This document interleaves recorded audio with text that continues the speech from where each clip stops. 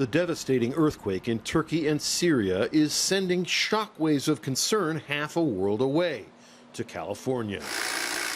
These workers are retrofitting an older residential building to make it more earthquake resistant. The main thing we're doing is we've installed this wide flange column, and it's going to be connected to this foundation here. Many such buildings were built without enough steel to reinforce concrete structural pillars and beams. They lack what engineers call ductile strength. So the word ductile, it has to do with flexibility. A building has to be able to move a little bit. And concrete is really strong, but it's a little brittle. It's not very flexible. And so having enough steel inside is what makes it flexible, because steel is very ductile.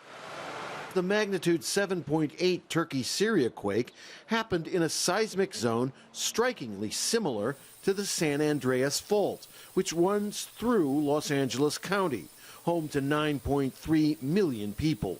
They're actually very similar quake zones or fault zones.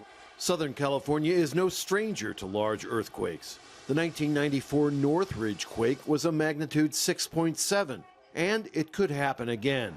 In Los Angeles, there are about 1,200 older buildings like this one that engineers say would be heavily damaged if the city were struck by an earthquake of the same magnitude as the one that hit Turkey and Syria.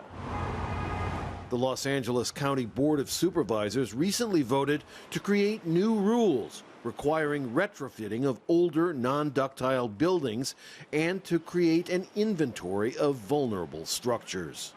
Experts who have modeled quake scenarios say loss of life in the event of a major LA quake would be much smaller than in Turkey and Syria because of better construction. Nonetheless, there will be loss of life, and there will be some destruction, and people are going to have to rebuild. It's going to be a big hit. The worst part will be the aftermath, with major highways possibly severed, electric power and water pumping stations knocked offline for weeks. Los Angeles is preparing itself, but the forces slowly grinding beneath the surface are unstoppable. Rob Reynolds, Al Jazeera, Los Angeles.